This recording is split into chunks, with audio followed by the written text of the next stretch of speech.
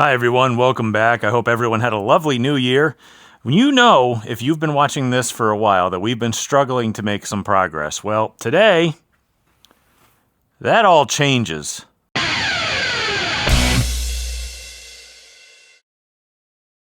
Guys, thank you so much for watching. I greatly appreciate every single one of you who watches these videos, especially the ones who hang in there with me for these long-term builds, especially something like this that's so meaningful to me. Like, we've done a lot of builds on this channel, but this is probably the biggest one of my life. And I greatly appreciate everybody for hanging in there. If you're new to the channel, please consider subscribing. It helps me so much on the business end, you have no idea, especially when it comes to Google and ad revenue.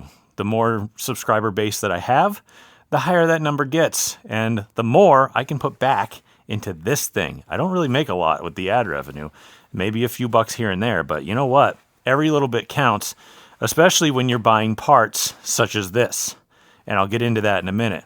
Another way that you can really help out the channel is to go over to GleasonBrosRacing.com. We have merch. Just click on the merch store tab, it'll take you over to that, and everything there is very fairly priced and very good quality. The t-shirts are really high quality, they're very comfortable. The hats are really nice. We have polo shirts. We have tumblers that are also really high quality. I know they look a little expensive compared to everything else on the channel, but they're really, really, really good. They're very high quality. We have koozies, stickers, all the rest of the stuff, novelty shirts, GleasonBrosRacing.com. Give me a little bit of a hand over there and get yourself some great merch. All right, so right now we have a bunch of stuff, and I might as well just show you what it is. The one thing that we've been waiting for this whole time to put this whole thing together, it is here. It's here. Now, it didn't really take that long. I'm not going to give Quick Performance a whole lot of grief for it, but it is here. This is the Ford 9-inch chuck that we're going to put into the center of that rear end that we got in the truck. As you can see, it is a 3.0 gear. I wanted something that could cruise really well with a turbo 350 transmission because you don't have overdrive. So we got to basically create our own overdrive with this. I did put a posi in it because you don't want one wheel peel, do you? So we got a clutch type posi in it, and old Quick Performance, they don't sponsor the channel, but they gave me a bucket, so that's cool. I got more parts. I got just random stuff for the shop. You know, I lost my hole saw set, so I went and bought another one. I'm trying to get to the stuff that I actually have for the truck, not just tools to help build it with. I know you see the shiny stuff. I got a coil of like brake line. That's going to help. But check these out. Block hugger headers. Before I tell you where I bought these, take a look at the welds. Take a look at the quality of it, okay? Looks pretty good, right? I bought these on Temu. These were 85 bucks. I really hope they fit. The only thing that stinks about it is the collectors. I thought they were going to be 2.5. They're not. They're 2.25. That's kind of irritating. I probably just dented that one. Oh well. But 85 bucks, how you go wrong? So I'm going to see if these fit at some point, but we're going to get to work on the rear end of the truck immediately. This whole project is hinging on that center section that I just got in, because in order for this project to really move forward, we need the rear end in the truck set properly and all the gears and axles and everything put into it, and then everything can start falling into place. We can start putting in the engine and transmission, getting mounts set for that. Once that's in, we can measure for a drive shaft, we can set that in there, and everything starts moving forward. But the first hinge point that we have is this rear end. It's finally here. We can finally get to work, and that is a good feeling because now we can really start making some progress. And progress is really kind of what we need to be making because I have so much stuff for this thing that it's clogging up the shop. So once we start cleaning the shop by putting parts on, then we can get this stuff out of the way. So we're going to go to the rear end, if I can actually walk over there, which right now I can't. We're going to set the rear end centered in the truck. Then we're going to measure the pinion angle, and we're going to tack the saddles in Then from there, we can probably work on the upper shock mount, get the center section in once we clean it out. Then we got to put the axle bearings on. I forgot, I got those as well. So the axle bearings need to be swapped out on that. Change the studs on the axles, and then those can go in, and everything can start coming together. I might have to go make a parts run real quick, though, because I don't have a gasket for the rear axle. So, or at least the center section, but I think Napa right down the road has one. I might just go run over there and pay the $10 for a gasket, and then come back and do this. But I also got to turn the heat on because I'm dying. So what we got to do is we got to get the axle in here squared, and we have to set the pinion angle appropriately. And I might have to cut these off. All the bump stops might need to go because the truck got lowered a little bit. What I didn't do when I put the rear axle in the first time was I didn't set it side to side square in the truck. So I got my tape measure out. I'm going to set it based off of the flange face here to the leaf springs here. Just kind of get a basic measurement side to side, and that should at least center it up because the leaf springs, both sides, are in the same spot under the chassis because they bolted in through existing rivets because they didn't use bolts to put their stuff in. They used hot rivets, which is really a cool idea, like these right here. They use rivets because when you heat them up and you hammer them in, then they cool and they actually tighten more. So it's actually a cool idea, but it's a real pain to get out. So these, and if you watch the episode when I put this thing in, the U-bolts weren't exactly perfect. I mean, this is supposed to be a 3-inch axle tube, and these are supposed to be a 3-inch axle tube, but they didn't really fit on, so I basically had to hammer them on and clamp them together and put this plate on, and then I tried to relieve it by just taking a hammer and smashing it all the way around to try to form it to this thing so that it can actually move. So this is going to be quite a pain to get this thing centered. I'm pretty sure these are, well, maybe they're not as loose as I thought. Maybe I'll get to loosening up that a little bit more. But then we got to set pinion angle. And what I'm going to do for that is I'm going to try to level the chassis like a bubble level. And then I'm going to take a flat plate right across the face of that rear end. And 4 9-inch is nice because it's essentially symmetrical top and bottom. So I'm going to center a flat plate across it, put a magnetic level finder on it, which I got in the fab kit over here by my welder. And I will set the pinion angle once we level the chassis, and then that should be good to go. I think it's, 3 to 5 degrees down or something like that. Can't really remember, but we'll look it up before we do that. And once we get that set, once we get it centered in here, I'll probably just tighten it down, recheck everything, run a bead of weld around it. I might disassemble it and weld the whole thing on good. We'll see what happens if I have to keep adjusting on it or not. But that's the process we're going to go through here and get this thing hopefully put in so that then after that, the center section can go in, we can change the axle bearings and get going.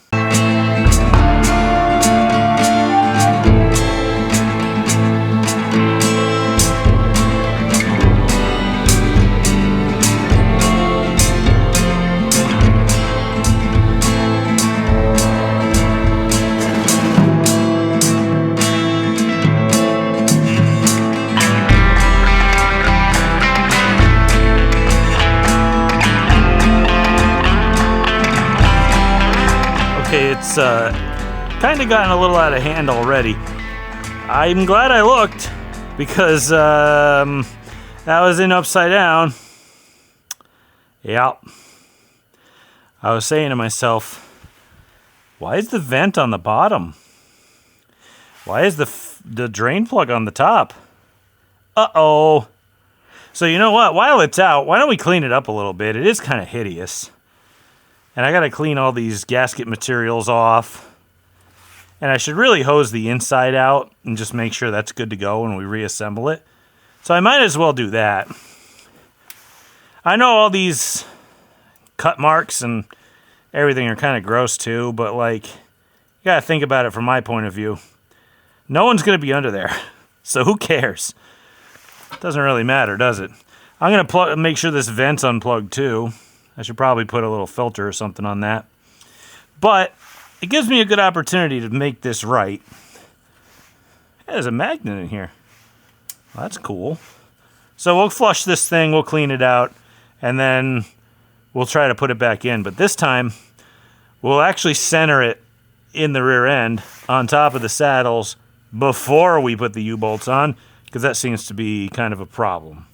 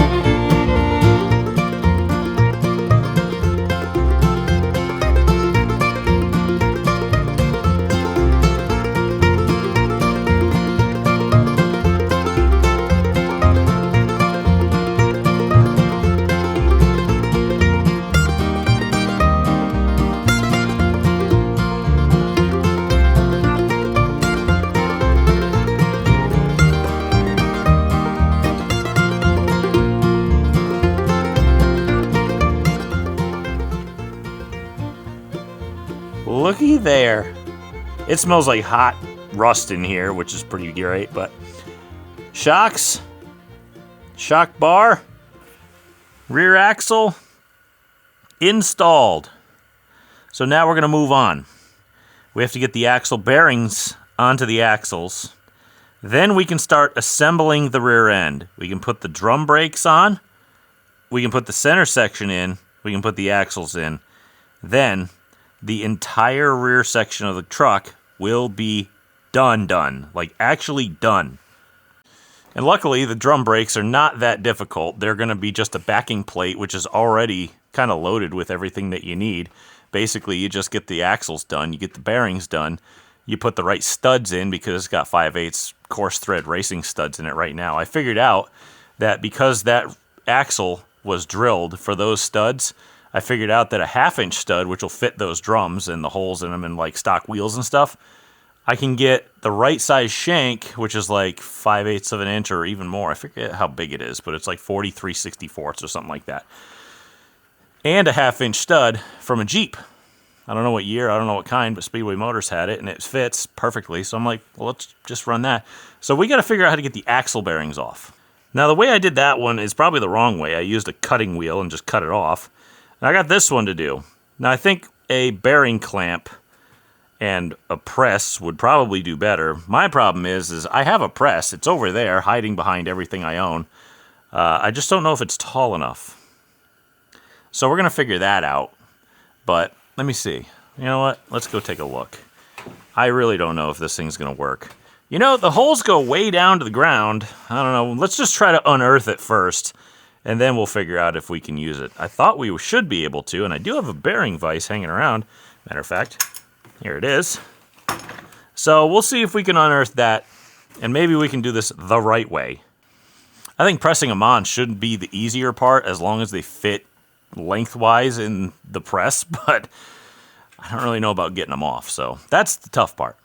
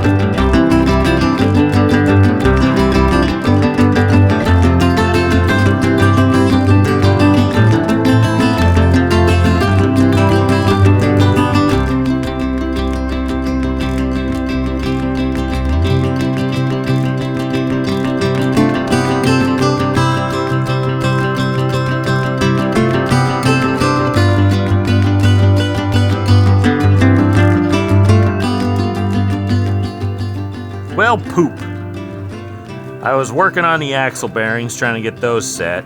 Of course, I couldn't get the axle bearings off without cutting them. I did try, but didn't work. So, we didn't mess up the axles at all. Oh, God, they're heavy. But, what happened was, I guess Quick sent me the wrong axle bearing. They sent me a standard axle bearing, like a 1.5-inch axle bearing, and I needed the special 1.771-inch axle bearing. So, I managed to somehow get a hold of them right before they closed, because it's like 6 o'clock Eastern time right now. They are in Iowa, so they're on Central Time, so I think that's, what, 1 or 2 hours at least behind. I can't remember, but I managed to get them to ship me the new ones tomorrow. I don't know when they'll get here, but I'm going to send these back to them, put them in a nice, safe place. But axle bearings, well, shoot, that kind of shut us down. So I was going to put the center section in the car, but, I mean, we still can. I guess that's not really going to hurt anything, is it? So maybe we can still keep pushing forward on this thing. We'll wait until the axle bearings show up. We can still do a few things, actually. We can still put, like, the drum brakes on. We can still put the center section in. Just stinks that we're now a little bit short on time. We're now going to have to wait for parts again. It happens. They were cool about it. They just said, hey, just make sure you measure that. And I said, yeah, I did, a couple times. So they're like, all right, we'll send you a return label. We'll send you the new ones out tomorrow, which kind of sucks because now it's going to be stuck wherever because of New Year's. And trust me, I work in logistics, so I get New Year's Day off. So I know that nothing's going to move on New Year's Day. So, I guess I'm thinking about it right now. We don't actually need the axle bearings to move forward. I'm thinking about this in real time, so you're literally watching me think in real time. If we put the center section in, which is totally fine, we don't need the axles to put the center section in, we can still keep plowing forward here. So, not everything is lost. Just, we'll wait a few days to get the axle bearings in. We can still get the brakes on, we can still get the center in, we can still get the engine and transmission mated together and put in. So, we're not derailed, it's just that progress for that kind of stalled. I'm going to get the drum brakes out and see if we can take a look at them. Why am I limping, you ask? Well, one of those axles I was pulling the bearings off of kind of fell over and hit me straight in the side of my knee. What is that, your ACL, MCL? I don't know, but I'm limping pretty good right now. That kind of folded me right in half. Now I'm really wondering where those axle retainer things went. But, yeah, I might have to call it quits for the night. Maybe come back tomorrow. Maybe we could figure out where them damn axle things went. I have a lot of stuff to look through. I don't know. We'll have to figure it out. But now that my knee is killing me, I'm kind of interested in just kind of going inside now, because that just killed every motivating factor I've had left in my body. And I think I'll just see you guys tomorrow. We made a ton of progress today. We figured out that the brakes are going to work. We figured out that the rear end fits. We figured out the shocks. We actually welded them in. Everything suspension related on the rear is actually put together. So, cool. That's really awesome. I'm going to go look for those parts off camera, and maybe we'll find some. And maybe I'll see you guys tomorrow. Well, I will, but I'll probably be in a leg brace. Okay, it's the next day. I'm feeling a little bit under the weather, but it's not really taking my motivation out of me as much as, well, the drum brakes are. So I, in my foolishness, thought that the rear axle that I had was the same kind of type, with the same type of housing ends on them as the one that I just purchased, right? Well, this one I bought like last year. It's the big Ford bearing type, right? Well, I was wrong, because apparently there's not just one, but probably at least two different types of big bearings on the end of the axles, because Ford needs to be stupid. Like I said before, they need to do at least 3 or 4 different types of the same thing with very slight variations for no obvious reason.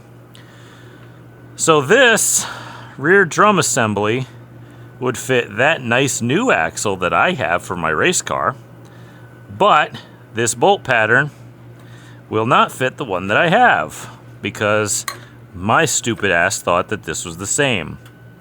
Yeah, that absolutely is not, if you can look at the bolt holes and see that none of them line up. The bearing size, again, is exactly the same. The bolt holes are not. Terrific. And you know what's even better? They don't make a brake set in the bolt pattern that I need for this type of end on my axle. So guess what we're going to have to do? If I needed it in a Ford bolt pattern, then I would have been able to find it relatively easily. However, since I need it in a 5-on-5 Chevy pattern, guess you're out of luck. So I'm going to have to get awfully creative in order to get these to fit. Now you can see I have an axle bearing kind of in here. That's an old one that I had just kind of laying around. I think it's a spare for this axle here. I'm going to take an old axle race. I don't even know if I have one or not. I'm going to look to see if I have one. See if I can find an old race for one of these axle bearings. See if I can kind of slide it into here. Then slide the housing into the axle tube itself here. Kind of line it up so that it's centered. Maybe take it and get it as pushed up and close to it as I possibly can. Then take something to mark it. I'm not going to use a marker. I was actually going to spray paint on the back side of it so that it completely covers where the open part of the hole would be, and then just hog it out to fit.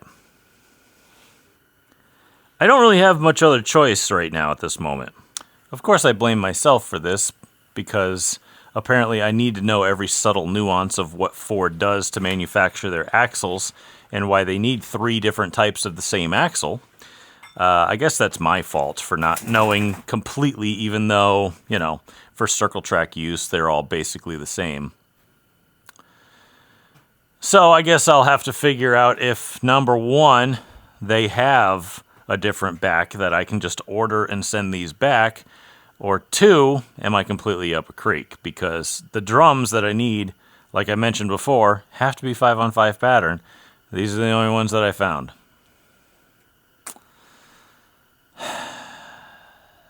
Running with a rubber band strapped to us. That's been this whole project. I have finally figured out what we're looking at here. These are apparently Big Ford old style bolt pattern. These are Big Ford new style pattern. The bearing size is exactly the same. However, this bolt pattern is different. What's even worse is this. Now that you'd say, oh, well, that's a pretty easy mistake to make. Not really. Because if we come down here, this flange is Big Ford new style. Big Ford old style is a half moon shape. Okay? And it's flat on the bottom, and it's half moon. Big Ford new style is rectangular, much like this. Again, I guess I should have known if I had measured here and here, I would have known what I was looking for. Tremendous. But can you blame me? I mean, I went based off of shape. That rear end is the same exact one that I thought I had, and that's a Big Ford new style. How was I supposed to know? Honestly, how am I supposed to know that? You know, I'm not Mr. Expert Ford guy, and if the flange face was different on this axle, like it's supposed to be, if you have a different type of end bearing on your axle, wouldn't you see that it was different and know to look into it further? Well, they both look exactly the same. Why would they be different? You know, I entrusted one Ford part to this truck. And of course it's a headache. This is why I hate Fords. I mean, I don't hate them because I do own 3 of them. They are very good at taking something very simple and overcomplicating it needlessly. So I'm going to do a little bit more digging, and if this doesn't work out, well, I might have found one of the old axle bearings. And if this doesn't work, I'll just hammer that bearing into that race right there, and then hang it onto the axle's end, and just kind of push it into place. Make sure that it's, because it has to be completely centered. It has to be. There's no other alternative here. So if it's not completely centered, it will wobble, it'll shake, it will not be concentric, nothing will work. So I might just take that backup bearing, hammer it on there so it doesn't move, hammer it into the axle tube, and hope for the best, because I don't have any other thing I can do right now.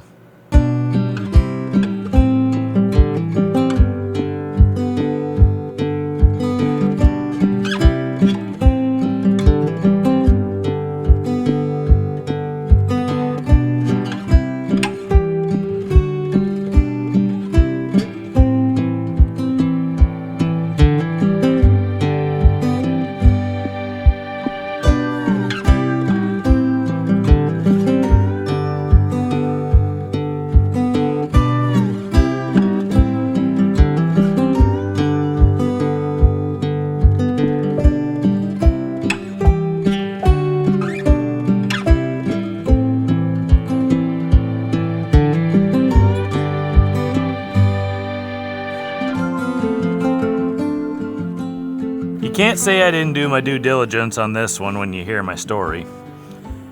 Now, clearly we got bamboozled by the flange, which should have been the biggest telltale as to whether or not this was the correct size or correct pattern, at least, right? So what I did was I actually started hogging one of the holes out and said, you know what, why don't I just go look online and see if I can find some backing plates for an 11-inch drum for a big bearing, old Ford style drum brake. Simple, right? Well, the only ones I could find were actually completely loaded like this, and they were at least $300. I said, well, my Milwaukee and my Temu carbide bit is essentially free since I've already purchased them. So why don't we just hog this out? The plus side to this was the bearing size in the middle is the same like I mentioned before. However, the bolt size for the axle flange is bigger. So I hogged it out exactly to the edge of all the bolt holes. So now it's kind of not only concentric to the bearing, it's also concentric to where the holes are for the bolts. So it should be pretty damn dead on. I hate doing stuff like this, but you know what? Sometimes you just don't have any choice. That's at least one down. Why don't we go ruin the other side? I don't have them on now, but both of those are done. I do have another issue, though, and it's these hub-centric centers to the axles. Now, this one I don't have a problem with because this drum fits perfectly right around here, right? However, the other side doesn't. For some reason, that hub ring is actually too big to fit the drum. And I don't really want to hog the drum out because that's supposed to be, like I said, hub-centric. So I got to figure out what to do over there. However, I think I'm going to try to close the night out by putting the center section in the rear end. Now, this is going to be a little bit of a heavy process, but it's not very difficult either. And since I've felt sick for the last 2 days, and I took some pain meds last night for my leg when that thing fell on it and tightened me up really bad, that made me have really bad insomnia. I got all of about 1 hour of sleep last night. So I'm going to just go chuck this poor thing in here, get it out of the way. Hopefully, you know, I'm going to change the jack stands around on the truck first because this thing is essentially a pendulum at this point.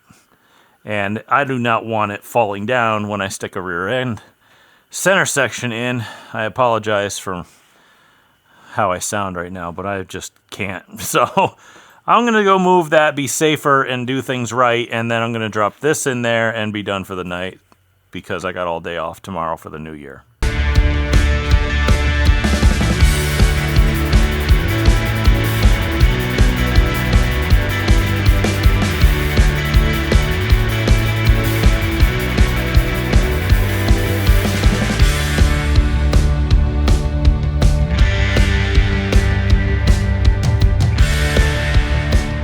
What do you think, guys? Don't look at all the slag and crap I didn't grind off. But other than that, look at that, huh? Full custom, I'm going to put that in air quotes, rear suspension for the 51 Chevy truck. Got the center section in. I did manage to strip 3 nuts on that. I was thinking the studs were spinning, but luckily it was just the strip nuts. Replaced them, all good. Seated up nice and tight. Everything seems to be pretty good. Absolutely battling today. Just trying to get through being, well, at least a little sick. I don't even feel that bad. That's why I'm still out here. But I think I'm going to call it for tonight since it's getting pretty late. I think I'm just going to call it because we had a good day. And I just really should go get some rest just because we got a lot planned for the remainder of this week. I'd really, really like to get the engine and transmission bolted up and start at least getting an eyeball on that. That would be great. Tomorrow is kind of earmarked for that. But we're kind of running into these roadblocks, you know? Like the axle and the stupid flange looking like a new one but being the old one. That's just stupid stuff. I mean, you're going to run into these types of situations too, but man, that's just unforeseen garbage. I hate that, you know? This was all unplanned. I don't like it, but what am I going to do about it, you know? So we're trying to make do with what we can. I really don't like the fact that the axle doesn't fit in the drum either. I don't know what to do there, but I do not want to be hogging out a drum, especially when it's hub-centric and it needs to ride completely on the center so it doesn't warp, wobble, do whatever. I might end up having to buy an axle, and I do not want to do that, but what are you going to do? I mean, we're going to make do and mend as much as we can. That just is what it is, you know? So, otherwise,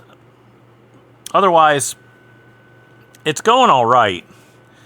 But man, if you have a project like this and you think, you know, bolt-on stuff is just going to fit, you're going to run into problems. Everything that I've touched so far has needed a little bit of massaging. When we put the front shackle mounts, or the front leaf spring mounts on, I should say, they didn't really fit. Especially the way that they were drilled, they were supposed to fit. They didn't. Put the rear shackle mounts on, they kind of fit. Put the leaf springs on, they kind of fit. Put the saddles onto the rear end with the U-bolts, they didn't fit. Like I said, everything seems to either fit or almost fit. So you got to be ready for problems when they arise. All right, I'm starting to get a little bit delirious from lack of sleep.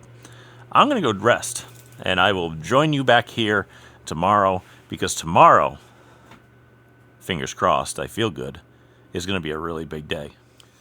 Happy New Year, I suppose. Don't mind the headphones because it is freezing, and I'm just trying to get this place cleaned up, and I don't want to turn the heat on because the door's open. And unfortunately, last night, we had a little bit of snow that I didn't know about. Yeah, we got about 3 inches of snow, and I didn't even know it was coming. So I've spent the entire morning cleaning, shoveling, unsticking the engine hoist from the frozen ground yet again. And this time I didn't break it because I remembered the last time when I snapped the casters off of it, but I do need it mobile so I can't break it. So I managed to do that. I got the whole place cleaned up enough that I can move stuff. Now, I'm not sure what exactly to do. What I'm thinking about doing is just swapping the motors on the engine stands, because I could take the boat anchor, which is a good rebuilder, and I don't want to throw it away or put it outside. I'm going to wrap it up with this shrink wrap. Keep it kind of out of the elements, I guess. I'm not going to put it outside. I probably will just stick it in the corner of the shop for now. But I got to get the other engine that we're putting in, the race motor, off. and I need to get it at least dangling in the air so I can take the pilot bushing out. Then after that, honestly, we can start bolting the transmission up too. So we got to swap these two motors, put this one back in the corner somewhere, take my sick body, which I'm actually not feeling that bad. I'm still kind of congested, a mild sore throat, but other than that, it's not really slowing me down, which is really good. I need to make progress. So I'm going to swap the motors, like I said, get that one on a stand, wrap it up, get this one off the stand, put it on the ground, and then just kind of figure it out from there. And I got to go lift the transmission up, being weakened from illness. I'll be fine.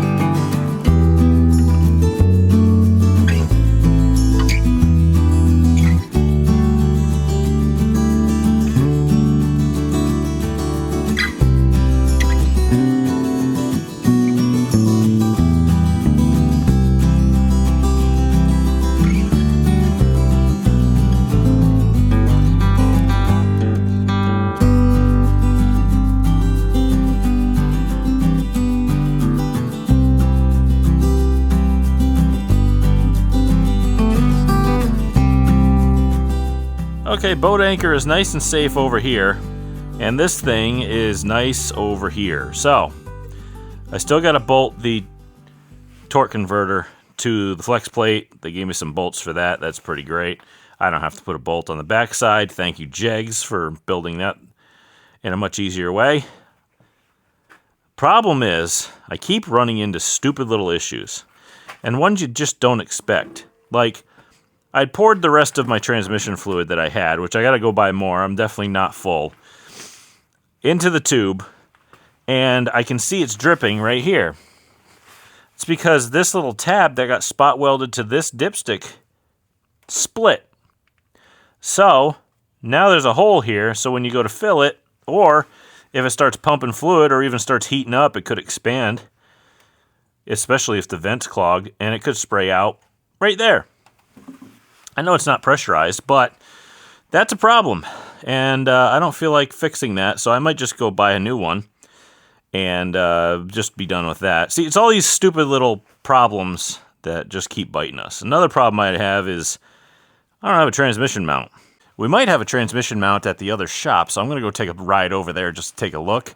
And it's also going to count as my brake. I don't want to get too cold. I don't want to get too sick. I don't want anything to happen. I think I wiped all sorts of like transmission fluid on my camera lens, unfortunately, so I got to go wipe that off. So I'm going to go take a break, go drag a plow down a driveway, and see if I can find that mount. All right, so I had to take a little break. I had to go do a little bit of snow plowing and stuff. Pardon I don't have my microphones on or nothing, but I'm going to show you a real quick thing about how this is going to go when we get to putting the engine and transmission in. Also, I was able to find a used transmission mount at the other shop since I was over there, and it might work. Not too sure yet. So let me give you an idea of what we're going to be looking at here. Now, my dad had bought this mount here, and I do know that we're going to have to do a lot of trimming to get this thing to fit. And I don't really know where it's going to go quite yet. It might go up under here. It might go back there. I'm just trying to look at where the engine mounts on the truck are, because they're like a clamshell type. They're going to go over top of these, right? And this little cross member piece is going to add a little strength in between the posts, I guess, or the frame rails, I should say. And I think we're going to have to cut these little adjustable slidey parts. We're going to cut these down a bunch, and then we're going to have to cut a bunch of this pipe off as well, so that we can narrow this thing up quite a bit. However, I'm trying to do a little bit of math in my head, and I don't know where this engine's going to sit. Let's see, from the back of the valve covers to the front of the engine mount is pretty much 16 inches. So, okay, so the engine mount is probably going to be about in this area right at the back of this cross member, which isn't great because that's where the cross member actually bolts in. Now, there is a cross member underneath the truck that I don't know what we're going to do. We might just leave it. I'm not really sure yet. I might have to make my own little bolt-in cross member for the tail shaft of the transmission. I don't have a clue what's going to happen here. So first things first is, I think now that we have a basic measurement of about where in this area the engine cross member is going to have to be, where these engine mounts are going to go, now we can at least figure out how much to cut off of this thing. And once we do that, we should be able to at least have enough give in this thing side to side to space it enough that we could try it here or wherever the case may be, so that we can at least get this thing dropped in on some semblance of engine mounts. I got the floor jack sitting there for the transmission. The regular jack's outside, but I gotta be honest with you guys, I'm tired. It's been quite a day, and especially being like fighting off being sick. And I just want to go inside and relax at this moment. I'm getting a little cold. And, well, cold as in like not sick, but like freezing. I'm like frigidly cold. So I think I'll go inside and warm up a bit and go to work tomorrow, come back out here and see what else we can get done. All right, it's still freezing, and it's the next day, and I still feel like crap. So I got the fire going. Maybe it'll burn. Probably not, because everything is cold, freezing, wet, everything in between.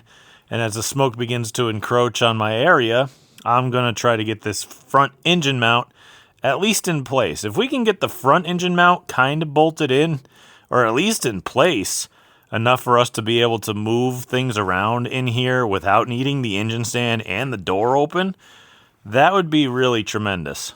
So you can see the engine mount without the feet on it is a lot wider than the frame rails that it's going to sit in.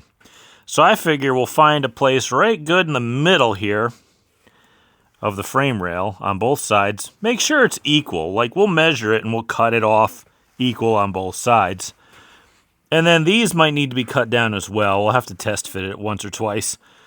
But we'll get that at least enough that we can expand it, slide it back and forth, move it, whatever. We got to find bolts for the clamshells on the engine. Got to do a bunch of stuff, but like I said, what's really kind of taking a lot of motivation out is being cold. And if we can kind of take that down a peg by being able to shut the damn door and have the engine and transmission installed for the most part, boy, that'll be game on. So we're going to have to suffer for a little bit, but we are not going to finish it otherwise.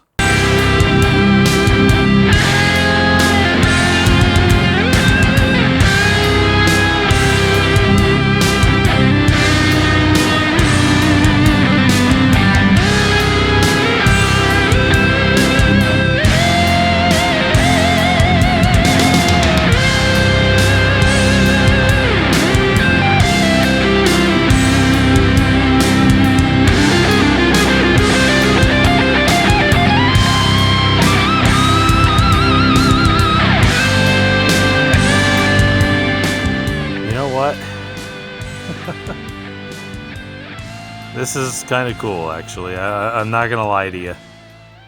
This is further than my dad ever got. He bought everything and then never put the thing together. It's not a very easy fit, I'm not going to lie.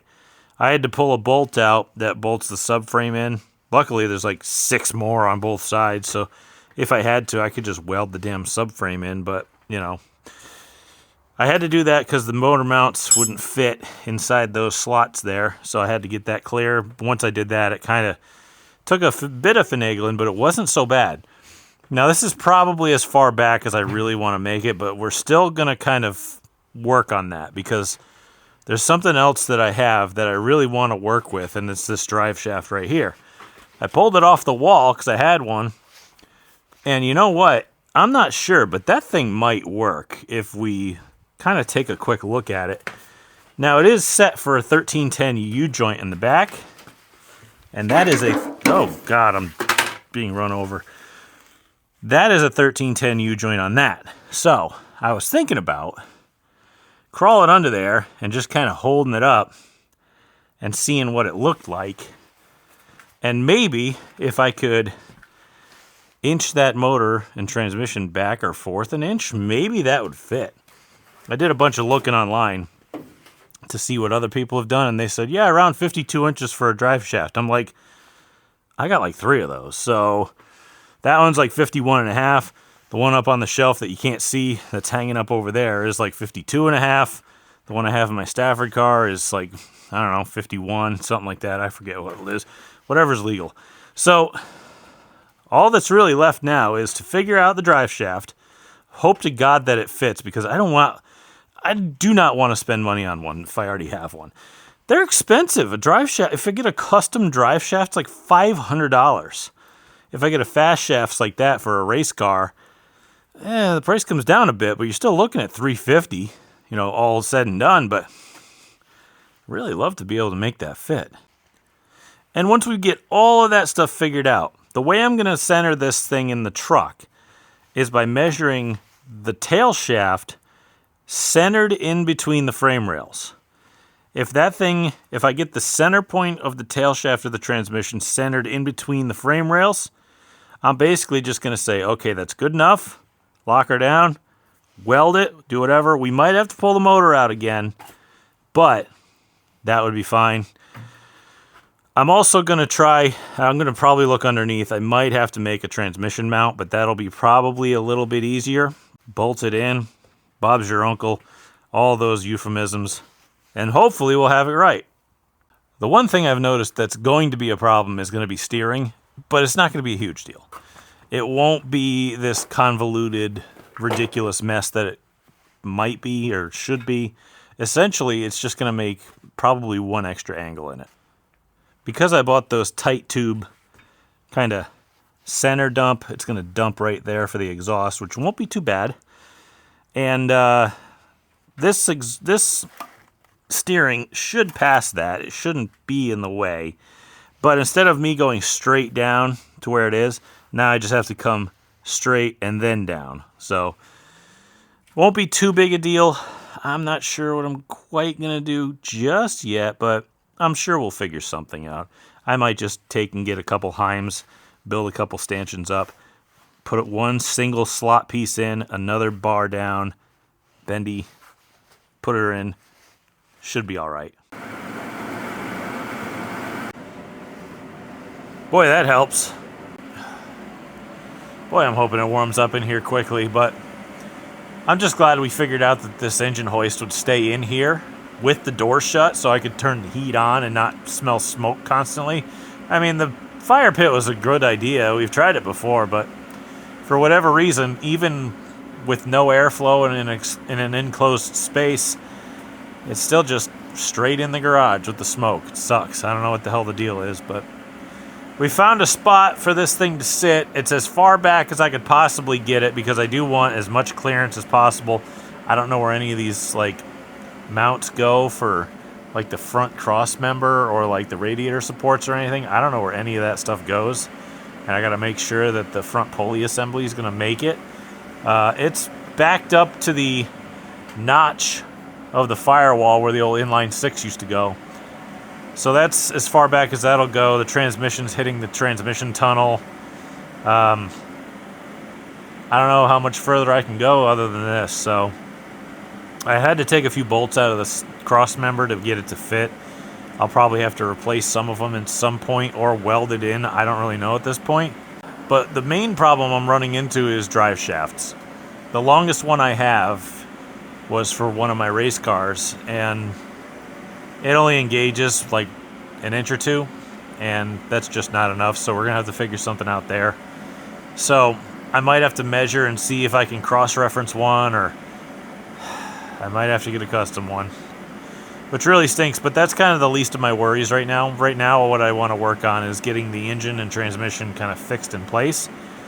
I got a really kind of simple idea to do the transmission mount as well. So under here, I got this big factory one that's, I think, bolted in. Oh, it is bolted in. Look at that. I could have removed that, but actually I kind of need it. Plus, I found a whole bunch of rot. This is all quite literal rot underneath the seat. So I'll probably address that at some point, but right now, my main concern is this transmission mount. So what I was thinking of doing is something kind of easy. Just kind of clean all this, I don't know where this oil came from because nothing's been in here forever. Clean all that off. Just get a big flat plate, bend it, put it up under here, and right angle it like this, up against this part right here. Weld it in, gusset it, and just drill 2 holes and leave it. That's about it. Nothing too fancy, nothing really major. And I can still get the thing in and out if I need to by just picking it up, so that's not a huge deal. As for the front, I think this thing is bolt in. Like it's got these flanges here that are supposed to be bolt in. Huh, we're not doing that. We're going to stick a welder in there and burn it in until it decides to melt into place. Oh, I figured out if I lean on it, it moves. That's good to know. So we'll do some measuring, and we'll do some figuring, then we'll do some tacking, and hopefully we'll have this thing in by the end of the night. Not making any promises, but the night's young, so we should be able to do this.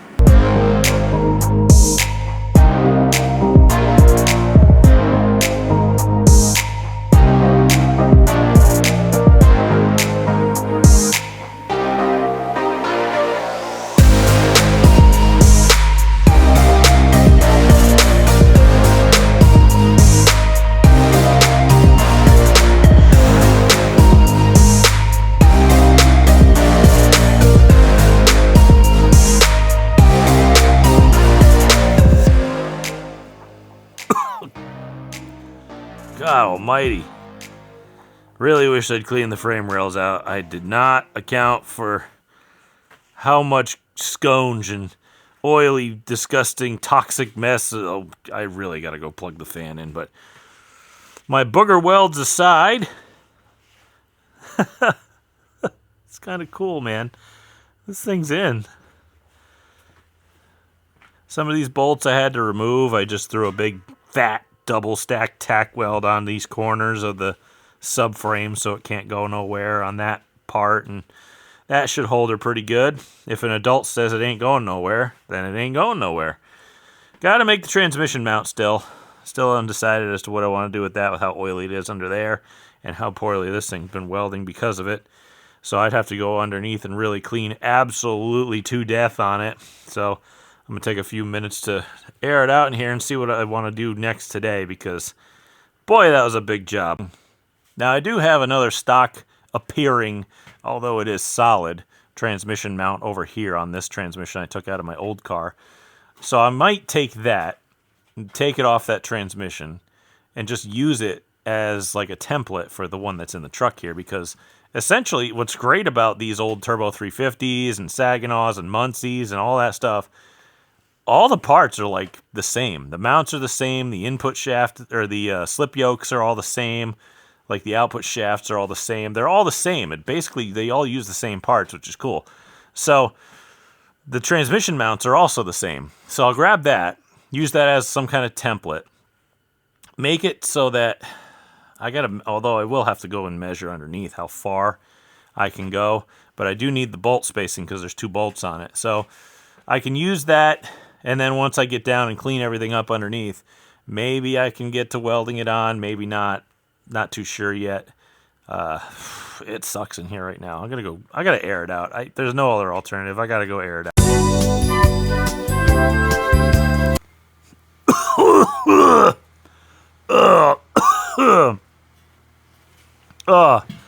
Yeah, I did it again. But I got the transmission mounted. Okay, so the engine's mounted. I'm just gonna probably go over some welds later, making sure. Transmission's mounted. All right, here comes the real test.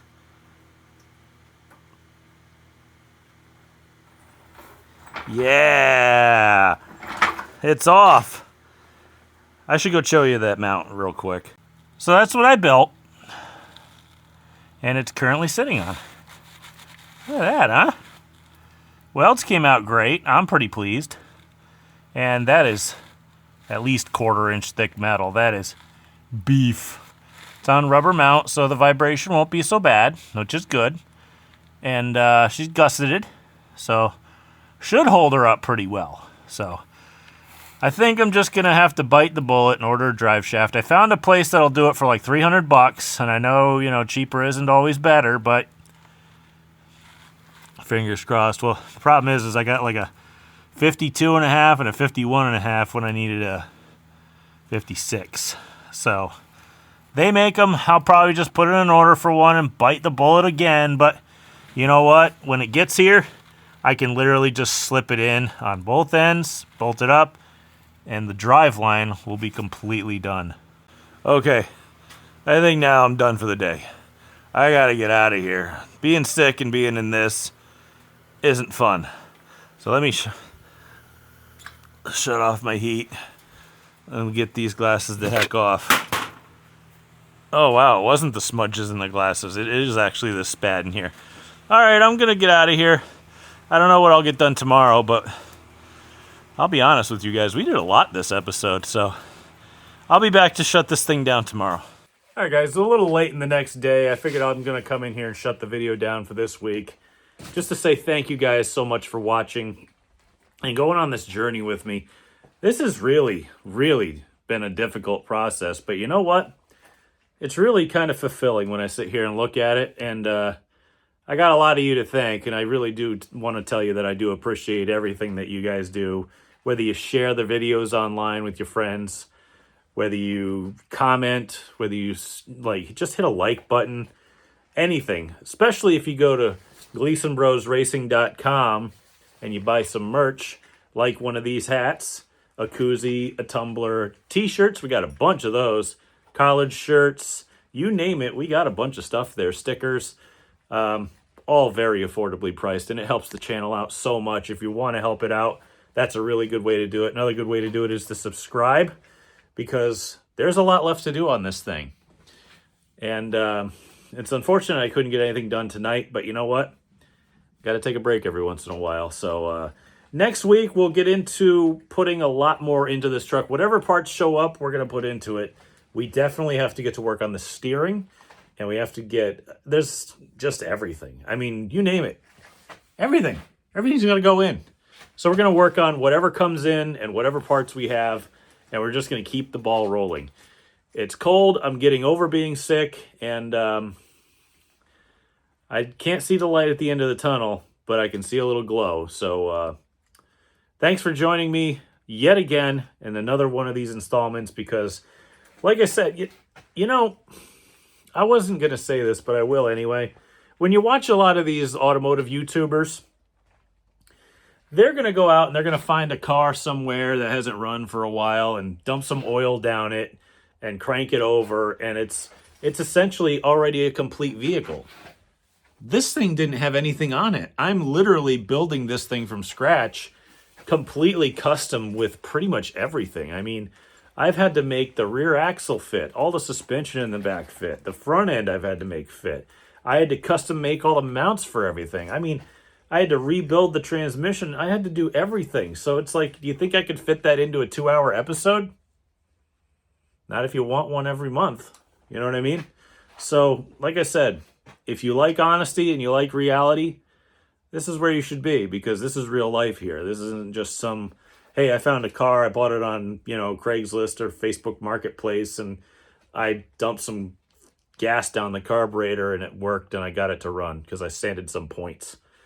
You can watch that all day long, but if you want to see something real, something that actually matters to somebody, especially a project like this, you found the right place.